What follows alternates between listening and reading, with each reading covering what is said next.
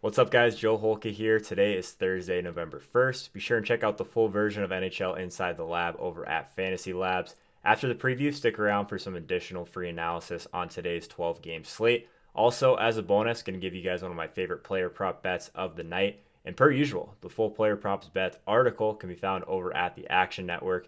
Subscribe to the YouTube channel if you haven't already. Definitely toss a like on this video if you can. And let me know in the comments what you think of today's slate. Let's jump in.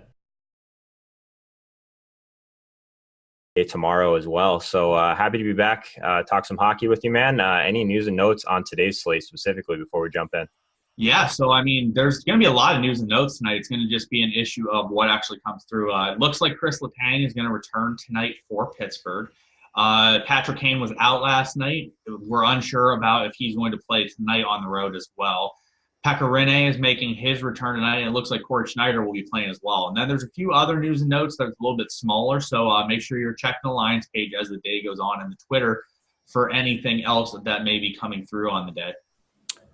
All right, so just starting on the team ratings page per usual. Looks to be a really good spot for Pittsburgh, even though they are on the road against this Islanders team who's given up a lot defensively, but they've actually played pretty well this year, surprisingly, on the offensive side of things. So interesting as far as their goal scoring. They haven't been shooting a lot, so that's kind of odd. But yeah, Corsi against top three on the slate, so it looks like a really good spot for Pittsburgh.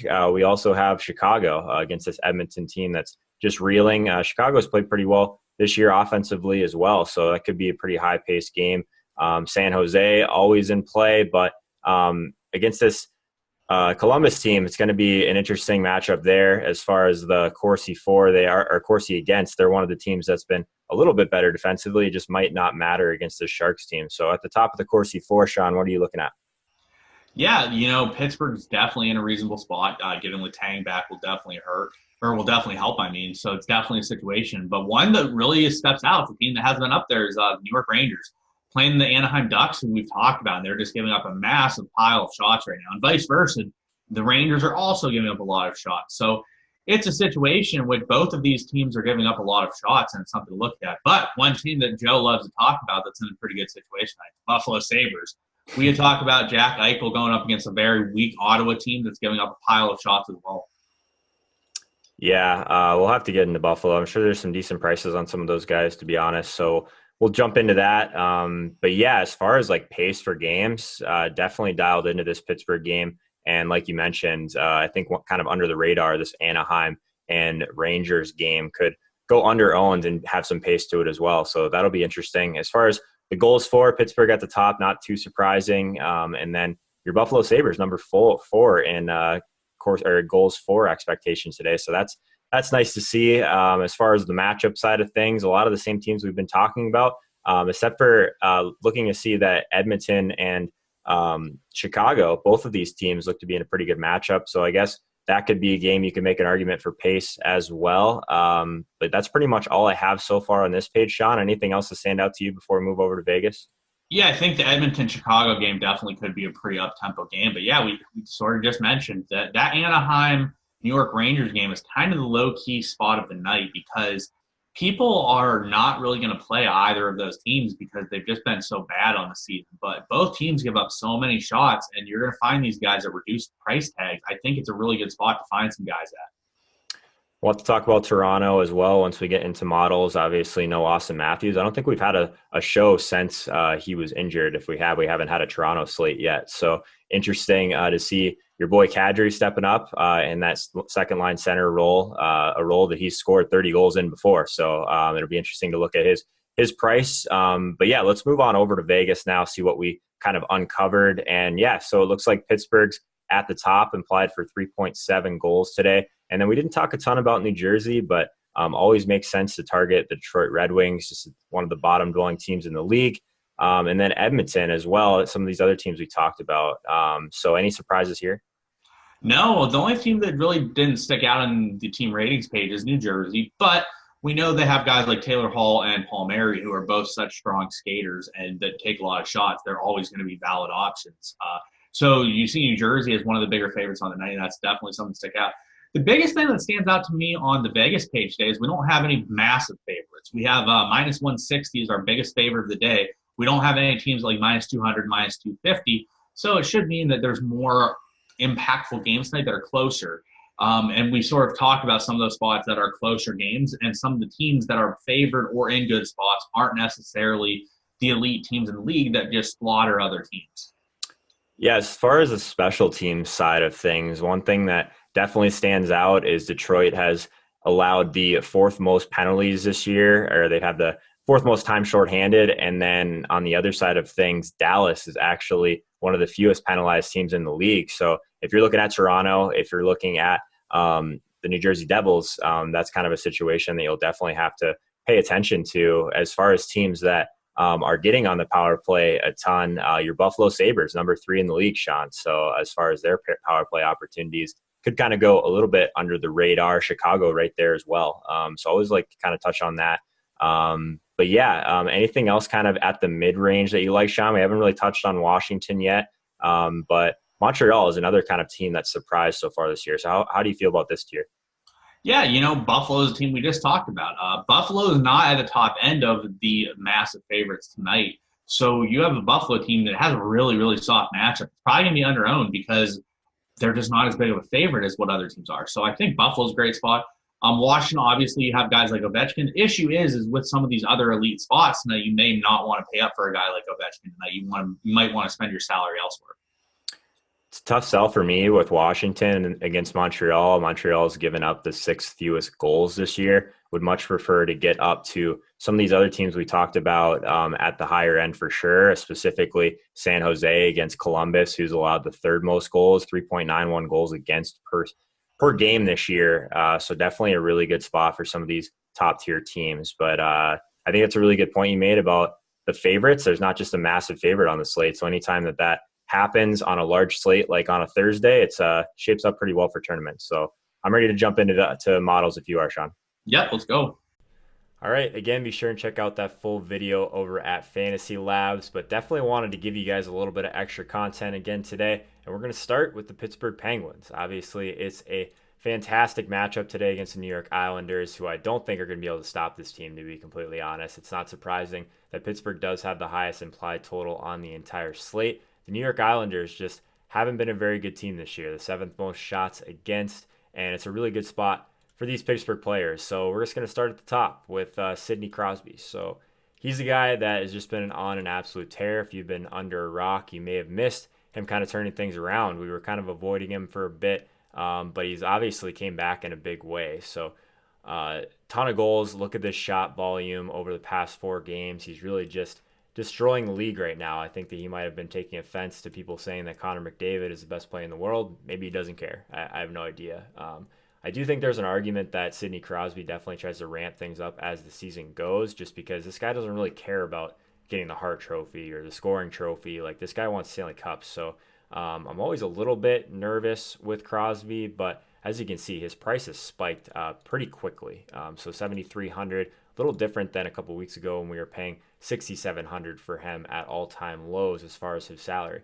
But that said, it's a pretty elite spot today, guys. 97th percentile in Corsi. Only Dylan Larkin has a higher Corsi for over the past month than Sidney Crosby.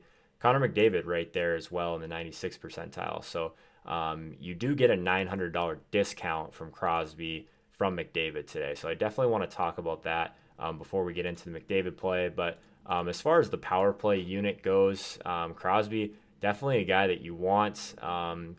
If you want the lower ownership, I think one of the lower owned guys on this stack is going to be Evgeny Malkin. I don't really tend to roster Malkin a ton just because he doesn't shoot the puck as much as some of these other guys. Like, this 6 shot is kind of an outlier for him. Like, the floor is obviously lower. You look down, there's a decent amount of 0, 1, 2 shot games. That's just really not what we're looking for at 7,800. I think in tournaments, if you do want to pair him with some of these other options, you can. It's just really hard to pay up at 7,800 for Malkin when there's some really nice options to pay up for today, specifically at the center position. So outside of them, let's just move right over to Connor McDavid, because that's probably one of the biggest question marks of the entire slate is, can you pay up, or should you pay up for Connor McDavid at 8,200? And I think it's a fantastic spot for this kid. We talked about it on the show with Sean.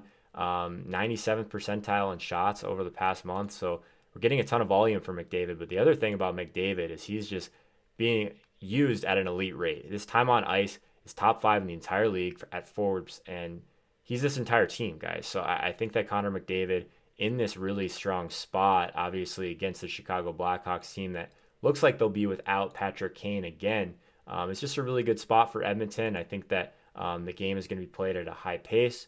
So if I'm paying up for one guy today, it is Connor McDavid. And he is in the 99th percentile in power play shots as well. So one thing that really intrigues me about this power play unit, it's so cheap to stack. So sure, I mean, I'm never going to play Lucic on his own, but at 3,100, maybe one goes off his ass and goes in. You never know on the power play, standing in front there.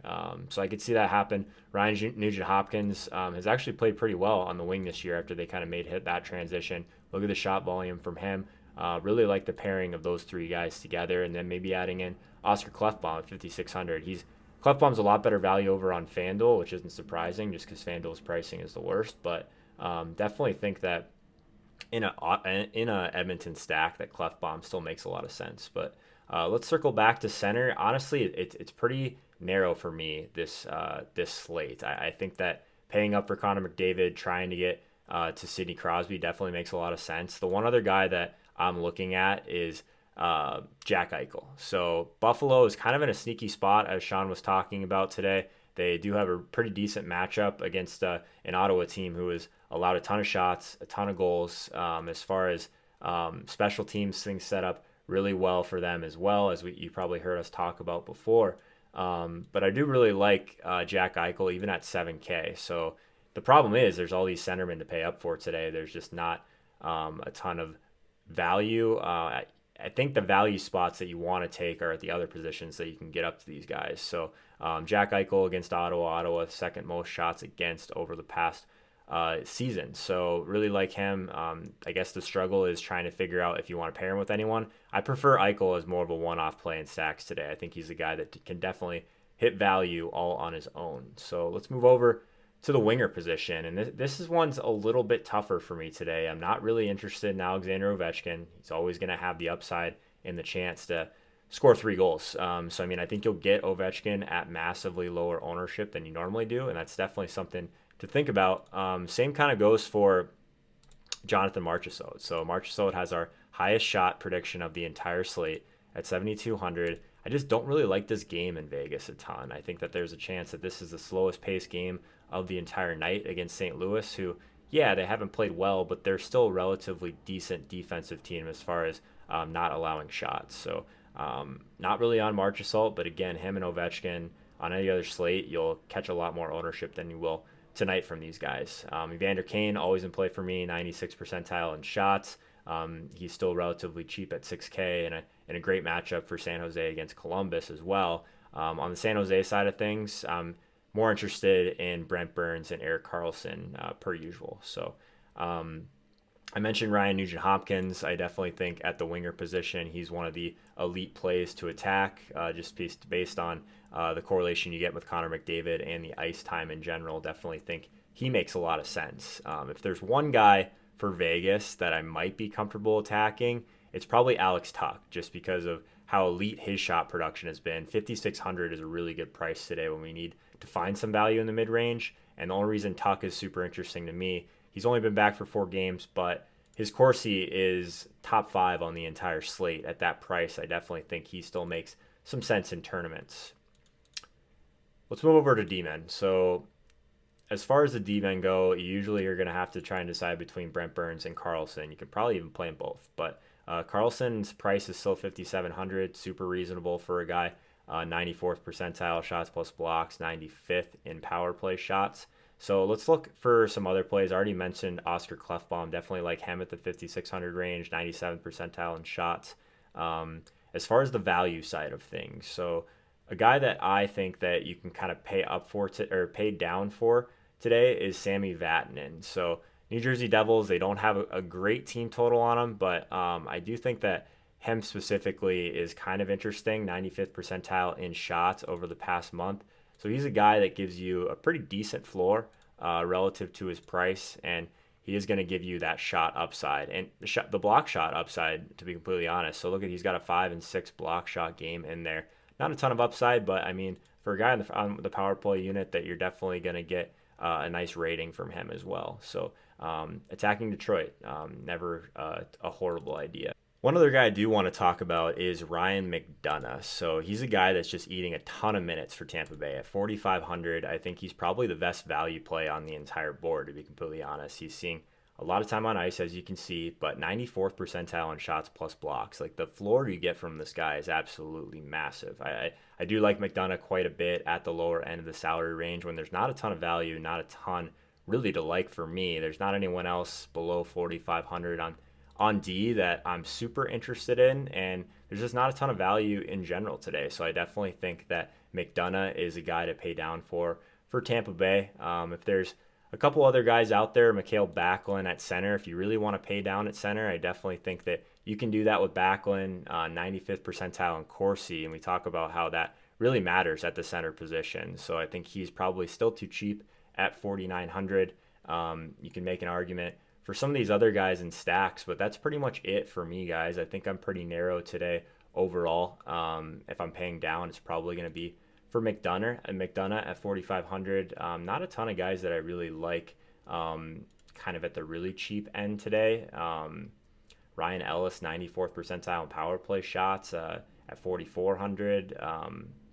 Yeah, it's super thin, guys. I think you can maybe go to the Vegas Golden Knights guys. Maybe you go with a Shea Theodore or a Vince Dunn, who's also available at the cheap salary range of this slate. So that's kind of where I'm at with the value side of things. I'm doing anything I can to get as much of the Pittsburgh stacks as I can. I'm definitely interested in Connor McDavid if I'm paying all the way up at center, and I think that pretty much covers it. Let's jump over to props.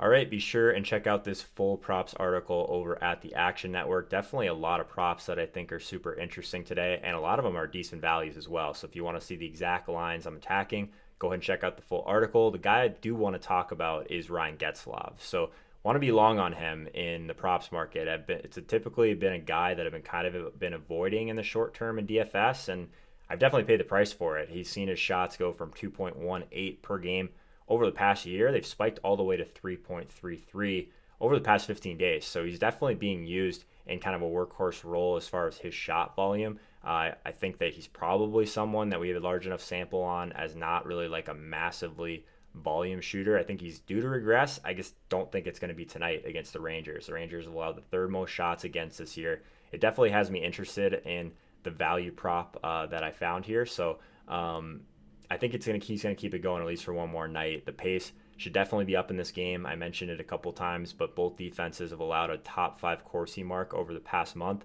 So really like this Ducks Rangers game for scoring. And I think it really sets up well for the props market and DFS. In DFS, both these teams don't really have a high implied total, so they could go really under owned in tournaments. And it has a good chance to be one of the highest paced games of the entire slate. That's it for today, guys. If you like my work and you want to support my work, be sure and check out Fantasy Labs and the Action Network. If you want to take that a step further, subscribe to the YouTube channel and definitely give me a follow over on Twitch if you want to check out some of my live streams throughout the week. I do have one tonight for Thursday Night Football during halftime with Chris Raybon if you're in the NFL streets. And I'll be tweeting out those links over on my Twitter account. I'm at Joe Holka. All right, good talk. See you guys out there.